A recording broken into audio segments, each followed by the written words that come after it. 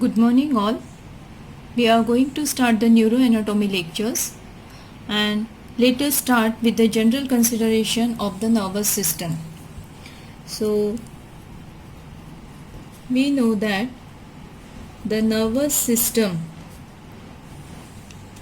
it is divided into two parts, that is the central nervous system, which we call commonly as CNS, and another is the peripheral nervous system, which we call PNS. Yeah? So there are two parts, that are the central nervous system and the peripheral nervous system. The central nervous system, it includes brain and spinal cord, and the central nervous system, it is responsible for integrating, coordinating the sensory information and ordering appropriate motor action. Whereas peripheral nervous system, it consists of 12 pairs of cranial nerves and 31 pairs of spinal nerves, and it is responsible for providing afferent impulses to the CNS and carry efferent impulses to muscle, glands and blood vessel. Clear? So these are the two parts, that is the central nervous system and peripheral nervous system. Now we are going to start with the central nervous system. So let us start with the CNS. Now, as already seen, the CNS it consists of brain and the spinal cord. The brain, it is located in cranial cavity, whereas spinal cord, it is located in vertebral canal. Yeah. Now structurally, both the brain and spinal cord, it consists of grey matter as well as white matter. The grey matter, it consists of nerve cell bodies and the dendrites. We know that the nerve cell or neuron, it consists of body, dendrite and the axon. So the body and dendrites, they form the grey matter, whereas the white matter, it consists predominantly of the nerve fibers. Clear? So these are the grey and white matter which are present in the brain and spinal cord. Now among these two parts of the CNS, we will first start with the brain. So let us start our lecture on brain. Now the brain is that part of the CNS which lies within the cranial cavity, and caudally it is continuous with the spinal cord. It continues with the spinal cord through one large foramen that is called as foramen magnum. Is it clear? Now second point in the brain is that it constitutes about 1/5 of the total body weight, and it weighs about 45 gram in male and 1200 gram in female. Now coming to the subdivisions of the brain. Now embryologically, the brain, it is divided into three parts. This is the embryological division, and if we see embryological division, it consists of three parts. The first part, it is called as forebrain. It is also called as prosencephalon. Clear? Now this forebrain, it further consists of two parts, that is the telencephalon and diencephalon. The telencephalon, it consists of a pair of cerebral hemisphere along with the rostral part of third ventricle. Clear? So this is telencephalon. Diencephalon, it is nothing but the neuronal mass which is present between cerebrum and brainstem, and it consists of thalamus, epithalamus, metathalamus, subthalamus and hypothalamus. Clear? So this is the forebrain, which is also called as prosencephalon, consists of two parts, telencephalon and the diencephalon. Telencephalon consists of a pair of cerebral hemisphere and rostral part of the third ventricle, whereas diencephalon, it is nothing but the neuronal mass present between cerebrum and the brainstem. It consists of thalamus, epithalamus, metathalamus, subthalamus and hypothalamus. Clear? This was the first division. Now second division embryological is the midbrain. So first is the forebrain, second is the midbrain.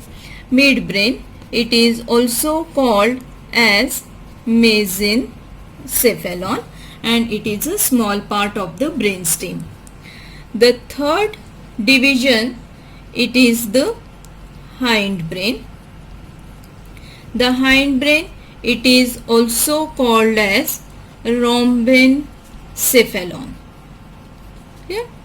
And it includes, the hindbrain includes pons and medulla oblongata, which are present ventrally. It also includes cerebellum, which is present dorsally. So is it clear? So this is the complete embryological division: forebrain, midbrain and hindbrain, prosencephalon, mesencephalon and rhombencephalon respectively. Forebrain consists of telencephalon and diencephalon, whereas midbrain is a small part of brainstem, and hindbrain, it includes further pons, medulla and cerebellum. Is it clear? So this is the embryological division. Now what we conclude, that brain, it consists of 6 major parts. And what are these 6 major parts? Cerebrum, then diencephalon,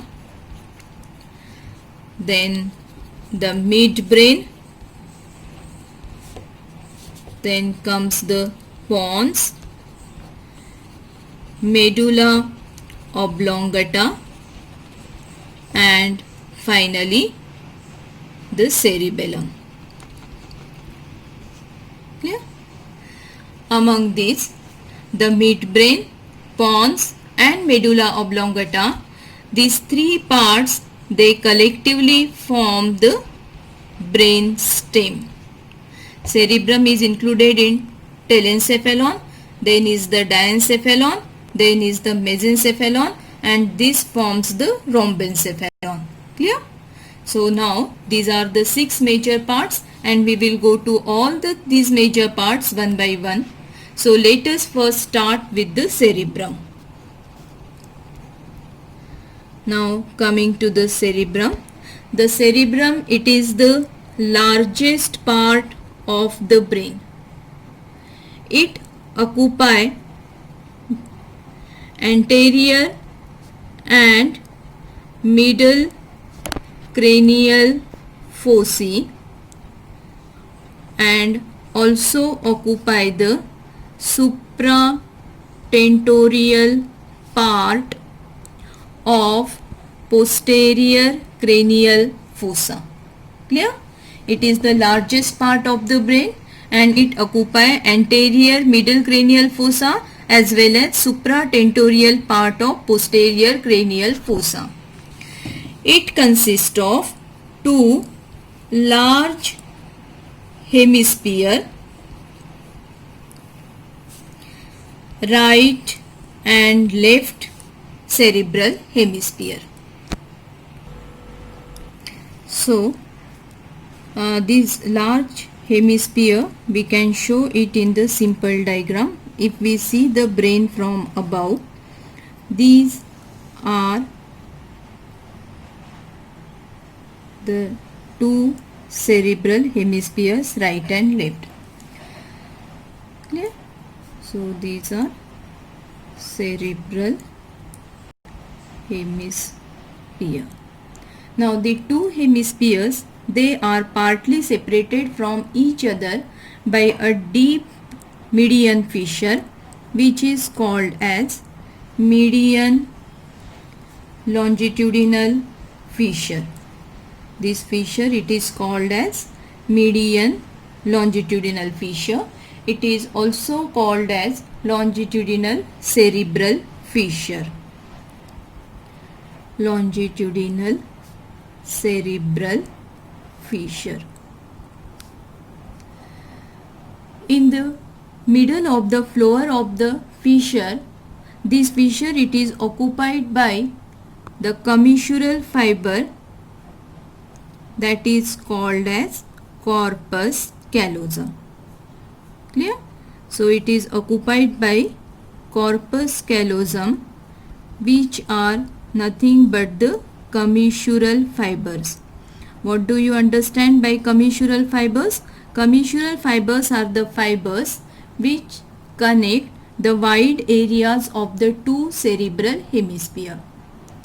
Then the median fissure, it is also occupied by a sickle-shaped fold of dura mater and which is called as falx cerebri.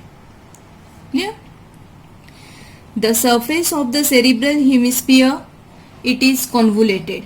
That is, it has the series of elevations and the depressions. The elevations, they are called as gyra, whereas the depression are called as sulci. That means the surface of cerebral hemisphere, it is not smooth but it is convoluted because of the presence of sulci and gyra. Each cerebral hemisphere, it consists of a surface layer.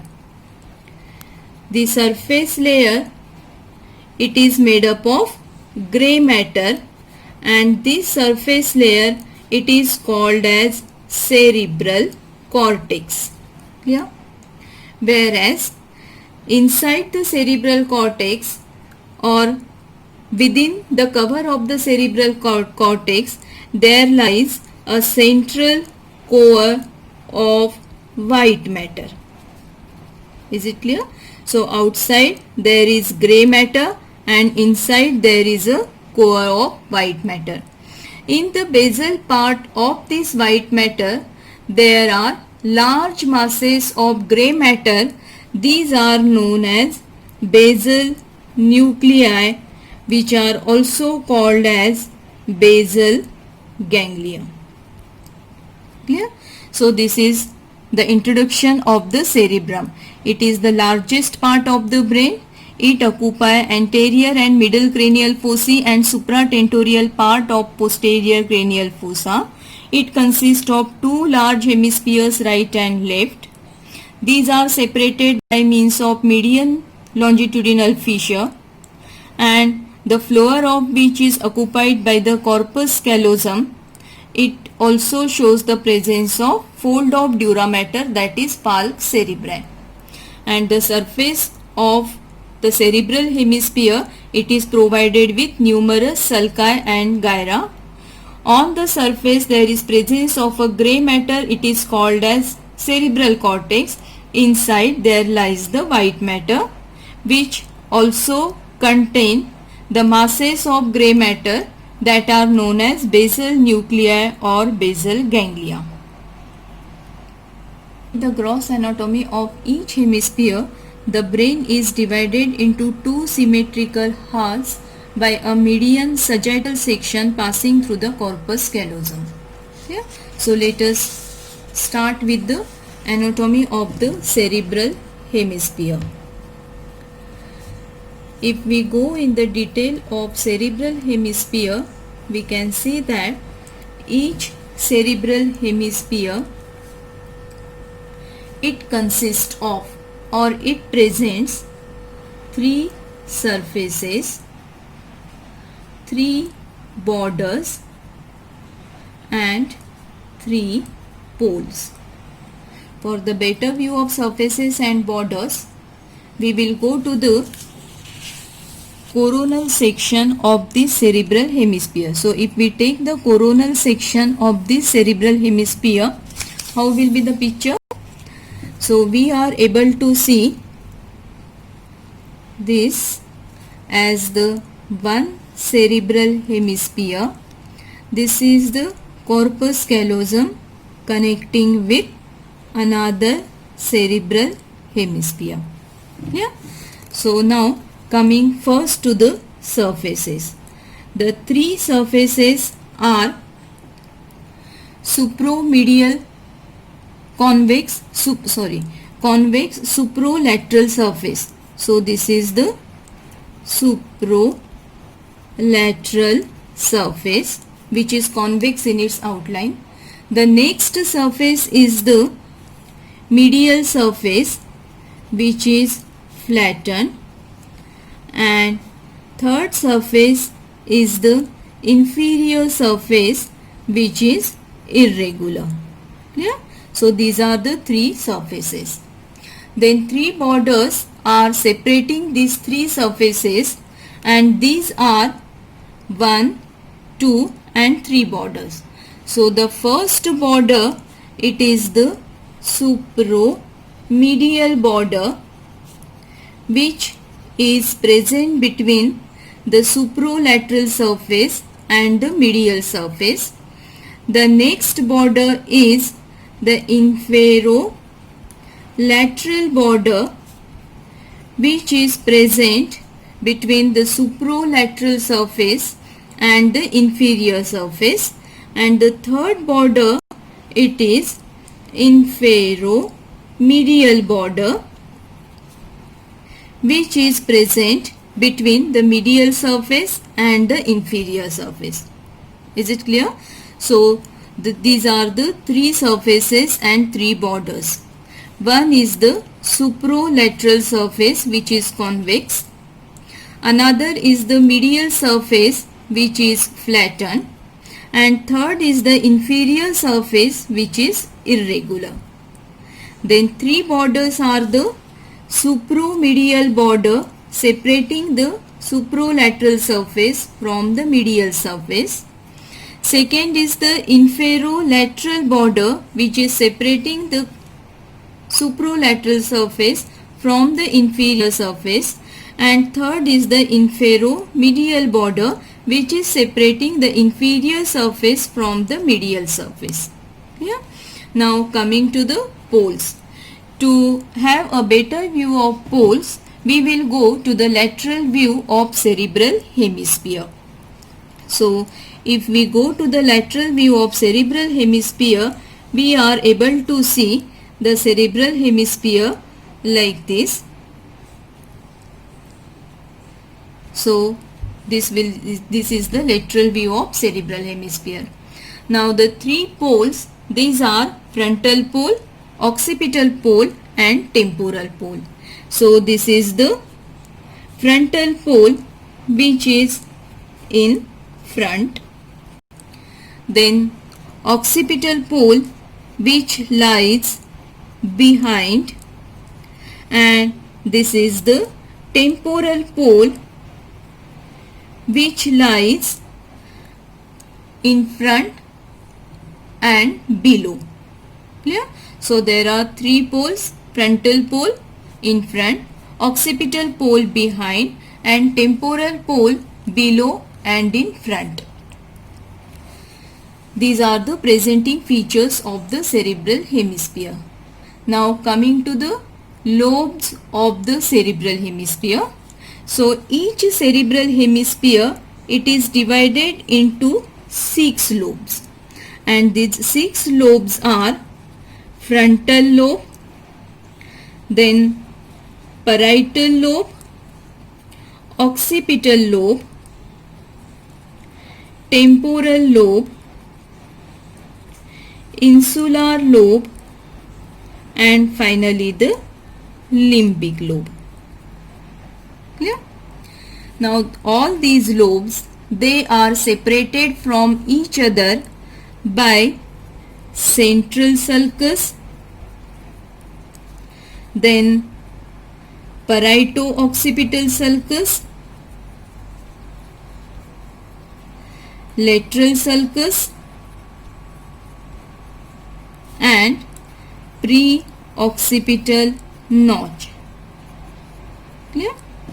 So, if we mark these structures on the brain, we can easily separate these lobes on the surface of the brain. So, to demarcate the lobe, first we will go to all these 4 structures on the surface of the brain. Now first coming to the central sulcus. The central sulcus, it is also called as central sulcus of Rolando. The central sulcus, it is a limiting sulcus and it begins at the superomedial margin. Now this is the lateral view, that means this view. Therefore we are able to see the supromedial border and the inferolateral border. So this is supromedial border and this is the inferolateral border. Clear? The central sulcus begins at the supromedial margin, slightly behind the midpoint between the frontal pole and the occipital pole. So it started at the supromedial border and behind the midpoint. After starting over here, it passes or runs downward and forward. So it passes downward and forward obliquely, and lower end it lies slightly above the posterior ramus of lateral sulcus. Now here there is posterior ramus of lateral sulcus. So the lower end lies slightly above the posterior ramus of lateral sulcus. Clear? So this is the central sulcus. Sulcus, it is also called as lateral sulcus of Sylvius. It is also called as lateral sulcus of Sylvius. So it consists of stem and 3 rami. The stem of the lateral sulcus, it is situated on the inferior surface, which we are not able to see over here, and then the stem extend forward and laterally to appear on the lateral surface. Here it get divided into 3 rami, that is the anterior horizontal, anterior ascending and the posterior ramus. Clear? So 3 rami are anterior horizontal, anterior ascending, and this is the posterior ramus of the lateral sulcus. The largest ramus, that is the posterior ramus, it passes backward and slightly upward to go on the supralateral surface. Clear? So this is the lateral sulcus. So here we can label it as lateral sulcus. Clear? Then the third structure is the parieto-occipital sulcus. Now parieto-occipital sulcus, it is actually a sulcus of medial surface, but its upper end cuts the supromedial margin about 5 cm in front of the occipital pole. So here you can see the small parieto-occipital sulcus. Parieto-occipital sulcus. And last is the pre-occipital notch. Now pre-occipital notch, it is an indentation which is present on the inferolateral margin of the hemisphere about 5 cm in front of the occipital pole. So somewhat here there is presence of pre-occipital notch. Clear? So we have marked all the 4 structures: central sulcus, lateral sulcus, parieto-occipital sulcus and the pre-occipital notch. Now the division is completed by drawing some imaginary lines. We will draw this imaginary line with the red color so that it will be clear to understand. And this division will be completed by joining one line from the parieto-occipital sulcus to the pre-occipital notch. This is the first imaginary line. The second line is drawn as a continuation of the posterior ramus of lateral sulcus backward and which extends up to the first imaginary line. So this constitutes the second imaginary line. Is it clear? So now we can go with this, we can go for the division of the lobe and we can mark all the lobes over here. So first coming to the frontal lobe. The frontal lobe, it lies in front of the central sulcus and above the lateral sulcus. So this is the frontal lobe. Then posterior to it there lies the parietal lobe. The parietal lobe, it is bounded anteriorly by the central sulcus, posteriorly by imaginary line drawn from parieto-occipital sulcus to the pre-occipital notch. Superiorly it is bounded by the supromedial border and inferiorly by the posterior ramus of lateral sulcus and the imaginary line drawn from the posterior ramus backward.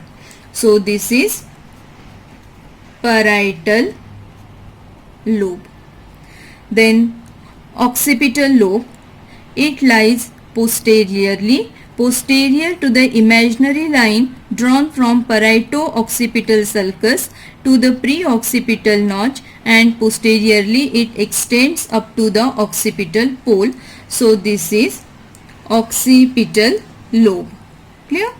And finally the temporal lobe.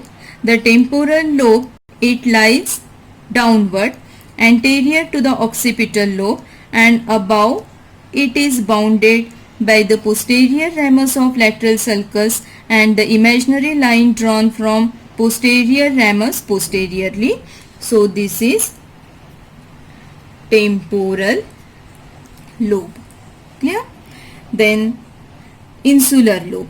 Insular lobe, it is actually the submerged cortex or it is the submerged lobe and it lies within the stem and posterior ramus of the lateral sulcus.